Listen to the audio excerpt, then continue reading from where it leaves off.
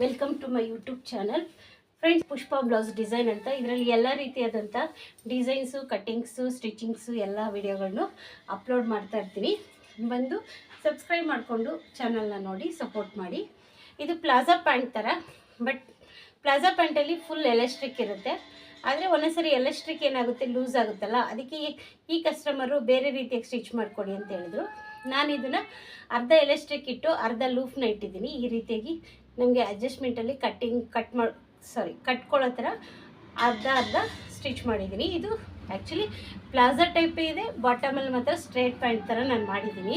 ಅಂದರೆ ಇದು ನಾನು ಅವ್ರಿಗೆ ಕಸ್ಟಮೈಸ್ ಥರ ಮಾಡಿಕೊಟ್ಟಿದ್ದೀನಿ. ಹಾಗಾಗಿ ಈ ಪ್ಯಾಂಟ್ ಅವ್ರಿಗೆ ಇಷ್ಟ ಆಗಿ ಈಗ ಬರೋ ಎಲ್ಲ ಸ್ಟಿಚಿಂಗೂ ಪ್ಯಾಂಟ್ ಸ್ಟಿಚಿಂಗನ್ನ ಇದೇ ರೀತಿಯಾಗಿ ಮಾಡಿಸ್ಕೊಳ್ತಾರೆ. ಹಂಗಾಗಿ ನಾನು ಈ ವಿಡಿಯೋನ ನಮಗೆ ತೋರಿಸ್ತಾ ಇದ್ದೀನಿ. ಕೆಲವರಿಗೆ ಪೂರ್ತಿ ಕಟ್ಟೋದಕ್ಕಿಂತ ಈ ರೀತಿ ಕಂಫರ್ಟ್ ಫೀಲ್ ಬೇಕಂದರೆ ಸ್ಟಿಚ್ ಮಾಡ್ಕೋಬೋದು. ಫಿಲ್ಟ್ ಇಲ್ದಿರ ತುಂಬ ದಪ್ಪ ಕಾಣಿಸ್ತೀವಿ ಫಿಲ್ಟ್ ಇದ್ರೆ ಅಂತ ಹೇಳಿದ್ರೆ ಈ ರೀತಿಯಾಗಿ ಸ್ಟಿಚ್ ಮಾಡ್ಕೋಬೋದು. ಇಲ್ಲಿ ಫಿಲ್ಟ್ ಕೊಟ್ಟಾಗ ಕೆಲವ್ರಿಗೆ ದಪ್ಪ ಆಗುತ್ತೆ, ಟಾಪ್ಗಿಂತ ಇದು ಇಲ್ಲಿ ಫಿಲ್ಟ್ಸ್ ಕೊಟ್ಟಿರ್ತೀವಲ್ಲ ಬೆಲ್ಟು, ಅದು ಅವ್ರಿಗೆ ಇಷ್ಟ ಆಗಲ್ಲ. ಅವರು ಈ ಥರ ಪ್ಯಾಂಟ್ನ ಸ್ಟಿಚ್ ಮಾಡ್ಕೋಬೋದು ಅಂತೇಳಿ ಫಸ್ಟಿಗೆ ಈಗ ಯಾವ ರೀತಿಯಾಗಿ ಮಾರ್ಕಿಂಗ್ ಮಾಡ್ಕೊಳ್ಳೋದು ಅಂತ ತೋರಿಸ್ತೀನಿ.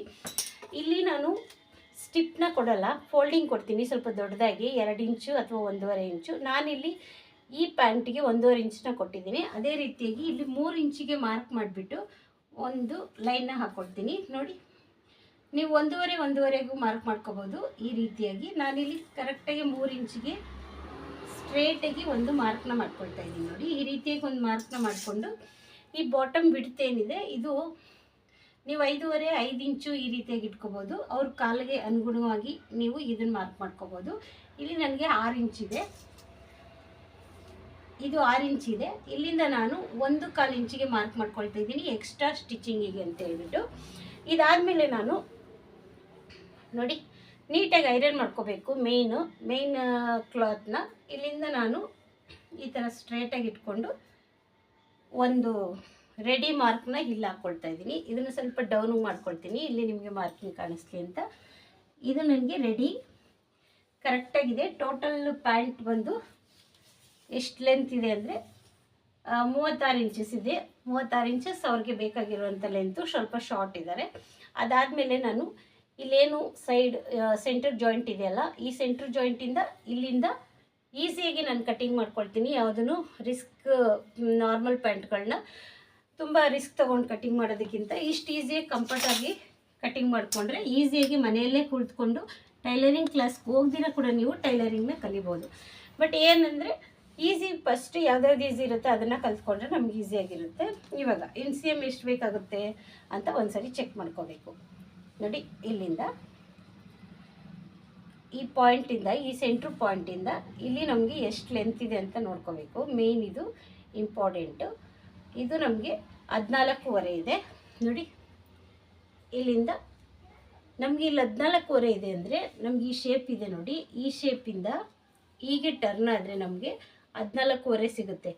ಈ ರೀತಿಯಾಗಿ ನಮಗೆ ಬರುತ್ತೆ. ಅದಕ್ಕೆ ಇದನ್ನು ಫಸ್ಟಿಗೆ ಮಾರ್ಕ್ ಮಾಡ್ಕೋಬೇಡಿ, NCMನ ನೆನ್ಪಿಟ್ಕೊಂಡು ಬರೆದಿಟ್ಕೊಳ್ಳಿ, ಆಯಿತಾ.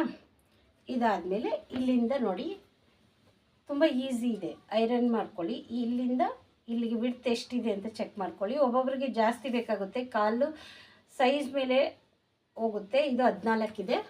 ನಾನಿಲ್ಲಿ 14ಕ್ಕೆ ಮಾರ್ಕಿಂಗ್ ಮಾಡ್ಕೊಳ್ತಾ ಇದ್ದೀನಿ. ಪ್ಲಸ್ ಅರ್ಧ ಇಂಚ್ ಅಥವಾ 1 ಇಂಚು ಸ್ಟಿಚಿಂಗಿಗೆ ಅಂತ ಮಾರ್ಕ್ ಮಾಡಿಕೊಂಡೆ. ಓಕೆನಾ. ಇದಾದಮೇಲೆ ನನಗೆ ಇಲ್ಲಿ ವಿಡ್ತ್ ನೋಡಿ, ಇಲ್ಲಿ ನಾವು ಎಲಾಸ್ಟಿಕ್ನ ಅರ್ಧ ಮಾಡಿಕೊಂಡು ನಾನು ಈ ರೀತಿಯಾಗಿ ಸ್ಟಿಚ್ ಮಾಡ್ಕೊಂಡಿರೋದ್ರಿಂದ ಇದು ಕಡಿಮೆ ಆಗಿದೆ, ಮುಂದೆ ಪಾಯಿಂಟ್ ಅನ್ನೋದು ಜಾಸ್ತಿ ಬಂದಿದೆ. ಅದಕ್ಕೆ ಇಲ್ಲಿ ನಮ್ಮದು ನಾನು ಥ್ರೆಡ್ ಕಟ್ಟೋದಕ್ಕೆ ಇಟ್ಕೊಂಡಿದ್ದೀನಲ್ಲ, ಅಲ್ಲಿಂದ ಈ ಎಲಾಸ್ಟಿಕ್ ಎಲ್ಲಿಗೆ ಹಾಕ್ಕೊಂಡಿದ್ದೀನಿ ಅಂತ ನೋಡ್ಕೊತೀನಿ.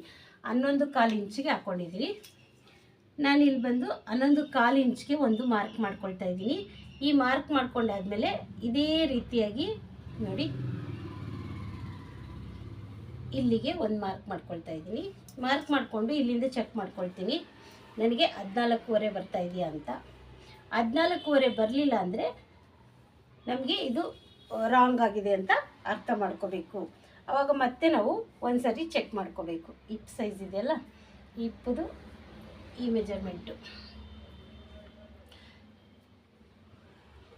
ಸ್ಟಿಚಿಂಗದ್ದು ಏನು ಬರುತ್ತೆ ಎಕ್ಸ್ಟ್ರಾ ಇರುತ್ತಲ್ಲ ಅದನ್ನು ಹಾಕೋಬೇಡಿ. ಇಲ್ಲಿಂದ ಹಾಕ್ಕೊಂಡಿದ್ದೀನಿ. ಅದಾದಮೇಲೆ ಲೆಂತ್ನ ನೋಡ್ಕೋಬೇಕು. ಮೇಯ್ನ್ ನಮಗೆ ಲೆಂತ್ ಕೂಡ ಕಡಿಮೆ ಜಾಸ್ತಿ ಆದಾಗಲೂ ಕೂಡ ಇನ್ಸಿಯಮ್ದು ಕರೆಕ್ಟಾಗಿ ಬರೋಲ್ಲ. ಈಗ 1 ಇಂಚು ನಾನು ಮೇಲೆ ಮಾಡ್ಕೊಳ್ತಾ ಇದ್ದೀನಿ ನೋಡಿ. ಈ ರೀತಿಯಾಗಿ ಮೇಲೆ ಮಾಡಿಕೊಂಡು ಇಲ್ಲಿಂದ ಈಗ ಮಾರ್ಕ್ ಮಾಡ್ಕೊಂಡಿದ್ದೀನಿ. ಈಗ ನನಗೆ 14 ಇಂಚು ಬರಬೇಕು.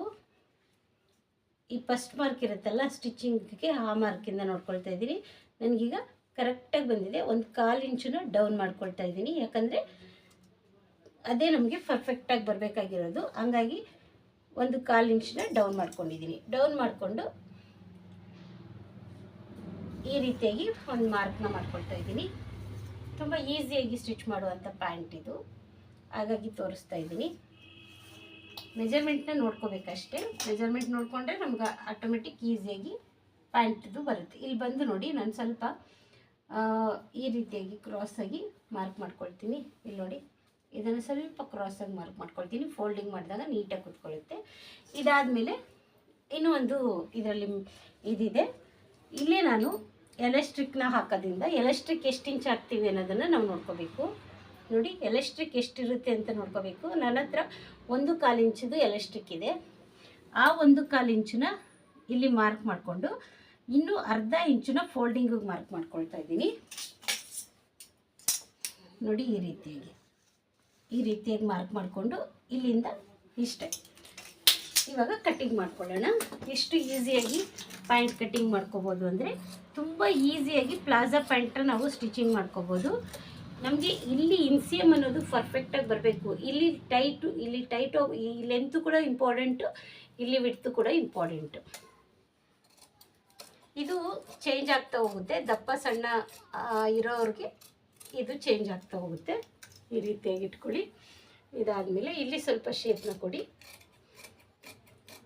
ಶೇಪ್ನ ಕೊಟ್ಟು ನೀವು ಸ್ಟ್ರೇಟಾಗಿ ಕಟಿಂಗ್ ಮಾಡ್ಕೊಳ್ತಾ ಹೋದರೆ ಈಸಿಯಾಗಿ, ಎಷ್ಟು ಗೊತ್ತಾ, ಈ ಪ್ಯಾಂಟ್ನ ನಾವು ಕರೆಕ್ಟಾಗಿ ಕಟಿಂಗ್ ಮಾಡಿದ್ರೆ ಒಂದು 5 ನಿಮಿಷ 6 ನಿಮಿಷದಲ್ಲಿ ಕಟಿಂಗ್ ಮಾಡ್ಕೋಬೋದು ನೋಡಿ. ಇಷ್ಟೇ ಈ ಪ್ಯಾಂಟ್ನ ಕಟ್ಟಿಂಗು. ಈ ಪ್ಯಾಂಟು ಸ್ಟಿಚಿಂಗ್ ಮಾಡುವಾಗ ನಾನು ಇದನ್ನು ತೋರಿಸ್ತೀನಿ ನೆಕ್ಸ್ಟ್ ವಿಡಿಯೋದಲ್ಲಿ. ಆದರೆ ಇಲ್ಲಾಂದರೆ ಈ ಕಟ್ಟಿಂಗ್ನ ನೋಡಿ ಇದ್ರದ್ದು ಹೇಗಿತ್ತು ಅಂತ ನನಗೆ ಕಮೆಂಟ್ ಮಾಡಿ ಫ್ರೆಂಡ್ಸ್. Thank you.